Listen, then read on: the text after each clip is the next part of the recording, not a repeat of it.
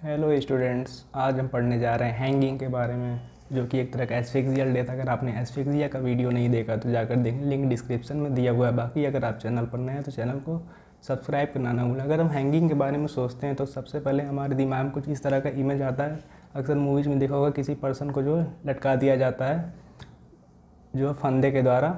तो इसका डिफिनीसन कैसे देखते हैं? Suspension of the body by ligature. ये जो लाइगेचर है वो कोई भी चीज़ हो सकती है, रस्सी हो सकता है, मतलब जो सबसे ज़्यादा पास में जो अवेलेबल चीज़ होती है वही पर्सन अक्सर सुसाइड के लिए यूज़ करता है। वो जैसे कि साड़ी हो गया, धोती हो गया, वायर, केबल, कुछ भी हो सकता है। तो क्या होता है इसमें, इसकी डिफिनीसन में suspension of the body by ligature, जो कि इंसर्कल करता है नेक को, मतलब नेक को चारों तरफ से घेरता है। और जो कॉन्स्ट्रिक्टिंग फोर्स होता है वो वेट ऑफ द बॉडी, वो कॉन्स्ट्रिक्टिंग फोर्स का काम करता है, जो कि क्या करता है, इंटरफेरेंस गैसियस रेस्पिरेटरी गैसियस के एक्सचेंज में इंटरफियर करता है, जिसकी वजह से इसलिए इसको एस्फिक्सिया में रखा गया है। एक तरह का वायलेंट एस्फिक्सियल डेथ में आता है। अगर हम हैंगिंग को डिवाइड मतलब क्लासीफाई करें तो हैंगिंग को दो बेसिस पर क्लासीफाई किया गया है। सबसे पहले है on the basis of position of not के बेसिस पे। जो नॉट है, जो गांठ होती है फंदे की, उसके बेसिस पे अगर ये नॉट जो है ऑक्सीपिटल रीजन पर प्रेजेंट है, मतलब पीछे नेक के पीछे साइड प्रेजेंट है, तो इसको टिपिकल हैंगिंग कहा जाएगा। इसको टिपिकल हैंगिंग कहा जाएगा ये अगर ये पीछे की तरफ प्रेजेंट, ऑक्सीपिटल रीजन पर प्रेजेंट है। बट अगर ये ऑक्सीपिटल रीजन के अलावा कहीं प्रेजेंट है, मतलब साइड ऑफ नेक में या बिलो द चिन प्रेजेंट है, तो इसको ए टिपिकल हैंगिंग में रखा जाता है। तो on the basis of not कौन सा हो गया, एक टिपिकल हैंगिंग और एक ए टिपिकल हैंगिंग हो गया। बाकी अगर हम सस्पेंशन ऑफ बॉडी के बेसिस की बात करें तो इसको दो पार्ट में डिवाइड किया गया है। एक तो कंप्लीट हैंगिंग में क्या होता है, जो पूरी बॉडी है वो हवा में रहती है। और दूसरा क्या होगा, इनकम्प्लीट या फिर पार्शियल हैंगिंग में क्या होता है, जो लोअर पार्ट ऑफ बॉडी है वो टच करता है ग्राउंड को। तो lower part of body ground को टच करा तो फिर इनकम्प्लीट या फिर पार्शियल हैंगिंग में आ जाता है। उसके बाद अगर हम नेक को कट करें, ट्रांसवर्स सेक्शन को कट करें, तो हमें कुछ ऐसा स्ट्रक्चर देखने को मिलेगा। कुछ ऐसा स्ट्रक्चर, ये नेक था, इसको हमने बिल्कुल ऐसे कट किया तो हमें कुछ ऐसा स्ट्रक्चर देखने को मिलेगा, जहाँ पे सबसे पीछे हमें क्या दिखाई देगा, वर्टिब्री दिखाई देगी। सबसे पीछे वर्टिब्री दिखाई देगी, उसके आगे फिर हमें ईसोफेगस, फिर ट्रैकिया दिखाई देगा, और उसके साइड में क्या दिखाई दे रहा है हमें, एक तो कैरोटिड आर्टरी जो कि अंदर की तरफ है रेड कलर की, और जो ब्लू कलर की दिख रही है ये जगुलर वेन है। तो सबसे पहले जो बॉडी का वेट की वजह से जो प्रेशर लगता है नेक पे, कंस्ट्रिक्टिंग फोर्स लगता है, तो उसकी वजह से कंप्रेशन होता है, जो इंटरनल स्ट्रक्चर होते हैं हमारी बॉडी में। तो अगर 5 kg का प्रेशर लग रहा है तो जगुलर वेन में क्या होगा, कंप्रेशन होगा। नहीं 2 kg की, अगर 2 kg का मतलब वेट 2 kg की फोर्स से प्रेशर लग रहा है तो जगुलर वेन में कंप्रेशन होता है। और अगर 5 kg का प्रेशर लग रहा है तो कहाँ पे, कैरोटिड आर्टरी में कंप्रेशन होगा। तो जगुलर वेन में जब कंप्रेशन होता है उसको वीनस कंजेशन कहते हैं, और वहीं पे जब कैरोटिड आर्टरी में कंप्रेशन होता है तो उसको क्या कहते हैं, सेरेब्रल इसीमिया कहते हैं। इसकी वजह से क्या होगा, जो ब्लड सप्लाई ब्रेन में जा रही थी वो जाना धीरे धीरे कम हो जाएगी, तो ब्रेन को ऑक्सीजन नहीं मिलेगा, जिसकी वजह से क्या होगा, पर्सन जो है धीरे धीरे अनकॉन्शियस होने लगता है। उसके बाद अगर हम बात करें, अगर हम 15 kg का प्रेशर लग रहा है कहाँ पे, ट्रैकिया में, तो 15 kg का प्रेशर जब लगता है तो ट्रैकिया में कंप्रेशन होता है, जिसकी वजह से क्या होता है, जो गैसेज हम सांस ले रहे थे, गैसेज ऑक्सीजन जो हमारे लंग्स में पहुंच रही थी वो पहुंच नहीं पाती है उसकी वजह से, ठीक, उसकी वजह से भी प्रॉब्लम आने लगती है। लेकिन अगर 20 से 25 kg का प्रेशर लग रहा है तो कहाँ पे, वर्टिब्रल जो आर्टरी होती है वहाँ पे कंप्रेशन होने लगता है, जिसकी वजह से जो है वो भी डेथ में रोल प्ले करता है, ठीक। तो इतने, लेकिन जो हैंगिंग में जो मोस्टली जो डेथ का मोस्ट कॉमन जो रीजन होता है वो मेनली तुम्हारा जो वीनस कंजेशन होता है जगुलर वेन पे, और एस्फिक्सिया ट्रैकिया पे कंप्रेशन। जगुलर वेन और ट्रैकिया इन दोनों पे कंप्रेशन की वजह से क्या होता है, हैंगिंग मोस्टली डेथ होती है। और वहीं पे जो वर्टिब्री है, यहाँ पे C2 वर्टिब्री के फ्रैक्चर की वजह से भी डेथ में इम्पॉर्टेंट रोल प्ले करता है। जब हम बात करेंगे जुडिशियल हैंगिंग की तो वहाँ पे C2 वर्टिब्री की वजह से ही डेथ में इम्पॉर्टेंट रोल देखा जाता है। बाकी अगर हम नॉट के बारे में बात करें, जो फांसी के फंदे की जो गांठ होती है वो 2 टाइप की होती है, एक होती है स्लिप नॉट और एक होती है फिक्स्ड नॉट। तो ये अभी आप ये जो देख रहे हैं ये स्लिप नॉट है, और ये जो देख रहे हैं ये फिक्स्ड नॉट है। तो फिक्स्ड नॉट में क्या होता है, जो गांठ होती है फिक्स रहती है, ये घूमती नहीं है। बाकी जो स्लिप नॉट में क्या होता है, ये आगे पीछे घूम सकती है। इसलिए जब पोस्टमार्टम फाइंडिंग करते हैं तो हमें देखने को मिलता है कि जो नॉट है ये टच करती है स्किन को, और इसकी वजह से क्या होता है, जो स्लिप नॉट में कंप्लीट लाइगेचर मार्क हमें देखने को मिलता है, जो कि ट्रांसवर्स होता है। बाकी वहीं अगर हम बात करें फिक्स्ड नॉट में क्या होता है, ये जो नॉट है ये स्किन को टच नहीं करता। इसकी वजह से क्या होता है, इनकम्प्लीट लाइगेचर मार्क हमें देखने को मिलता है, और जो कि ऑब्लिक होता है। तो ये काफ़ी इम्पोर्टेंट, इससे हम पता कर सकते हैं कि किस तरह का जो है यूज़ किया गया है नॉट।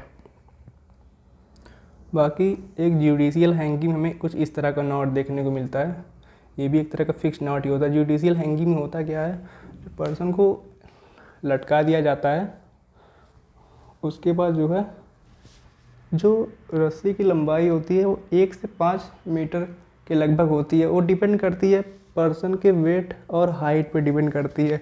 उसके बाद जो पर्सन को छोड़ा जाता है, एक स्पेस होता है, वहाँ से उसको सडन कहते हैं, सडन फॉल होता है। उसकी वजह से क्या होता है, हाइपर एक्सटेंशन होता है, सडन जर्क लगता है नेक पे, और हाइपर एक्सटेंशन होता है नेक का, जिसकी वजह से क्या होता है, जो C2 वर्टिब्री है वहाँ पे फ्रैक्चर हो जाता है।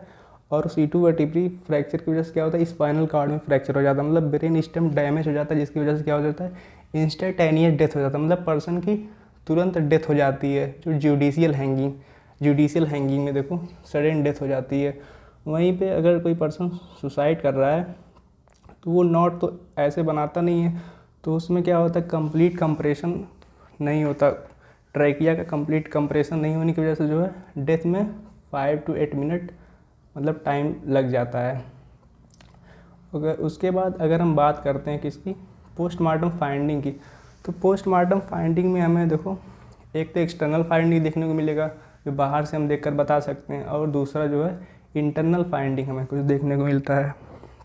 तो एक्सटर्नल फाइंडिंग में हमें सबसे पहले क्या देखने को मिलेगा, जो पर्सन होगा उसका जो फेस है, हेड में बहुत कंजेशन दिखाई देगा, और हमें जो है साइनोसिस देखने को मिलेगा, नेल बेड पे साइनोसिस देखने को मिलेगा, और फेस पे भी साइनोसिस देखने को मिलेगा। बाकी जो पूलिंग ऑफ ब्लड कहाँ पे, हैंड्स ग्लव्स में देखने को मिलेगा पूलिंग ऑफ ब्लड।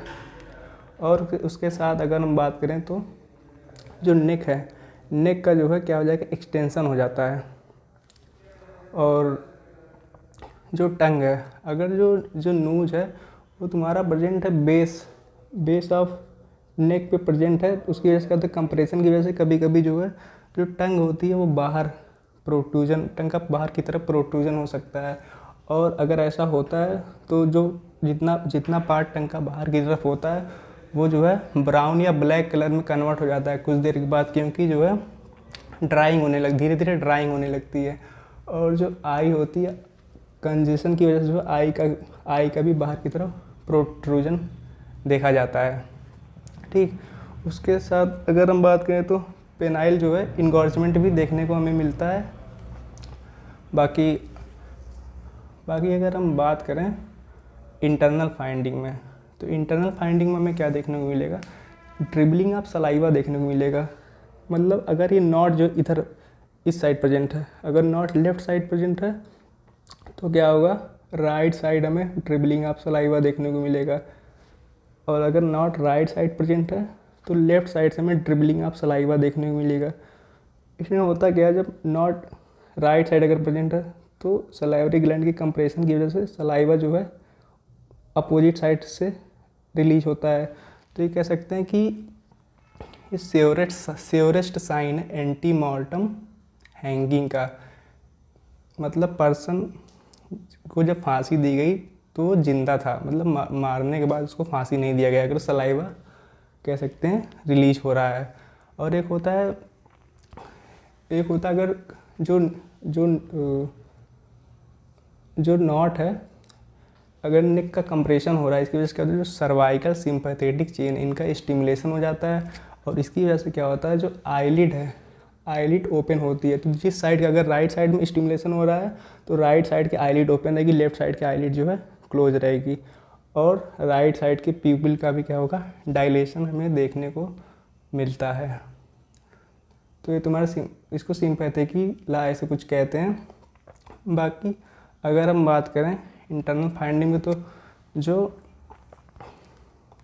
लाइगेचर है, लाइगेचर मार्क हमें भी देखने को मिलता है, वो एक्सटर्नल तो उसमें क्या तुमको देखने को मिलेगा, जो प्रेशर एब्रेजन देखने को मिलता है, और कभी कभी पैटर्न अब्रेजन भी देखने को मिल सकता है। जैसे नॉट है, अगर इसका कोई मतलब पैटर्न है तो उसकी वजह से हमें एब्रेजन भी देखने को मिल सकता है। ठीक, बाकी तुम्हारा वो जिस जगह पे फंदा था, अगर उसको हटाते हैं तो वहाँ पे हमें पेल और कह सकते हैं ग्लिस्टनिंग स्किन देखने को मिलेगी, बाकी कोई हेमरेज नहीं रहेगा। बाकी अगर हम बात करें तो 50% केसेज में क्या होता है, जो सुपीरियर हॉर्न होता है थायराइड कार्टिलेज का, उसका फ्रैक्चर हो जाता है। तो थायराइड कार्टिलेज तुम्हारी इधर ही प्रेजेंट होती है, तो यहाँ पे 50% केसेज के हैंगिंग में ऐसा देखा गया है कि जो सुपीरियर हॉर्न होता है थायराइड कार्टिलेज का, उसका फ्रैक्चर हो जाता है। वहीं पे अगर हम बात करें 15 से 20% केस में क्या होता है, जो हाइयार्ड बोन है उसका भी फ्रैक्चर हो जाता है। तो हाइयार्ड बोन भी नेक के साइड में ही प्रेजेंट होती है। वहीं पे अगर हम हैंगिंग के बारे में बात करें तो हैंगिंग जो है सुसाइड का जो है मोस्ट कॉमन काज है, ये लोग प्रीफर करते हैं सुसाइड के लिए। First most common cause of death है सुसाइड में। वहीं पे अगर हम बात करें पॉइजनिंग जो सेकेंड मोस्ट कॉमन काज है डेथ का आफ्टर हैंगिंग, क्योंकि हैंगिंग में जो डेथ है वो 3 to 5 मिनट में लगभग हो जाती है। ठीक, वहीं जुडिशियल हैंगिंग में तो इंस्टेंटेनियस डेथ होती है। तो ये था हैंगिंग के बारे में। अगर आपको ये लेक्चर अच्छा लगा हो तो लाइक करें और कमेंट करके बताएं, बाकी दोस्तों के साथ शेयर करना ना भूलें। मिलते हैं नेक्स्ट वीडियो में। Thank you for watching.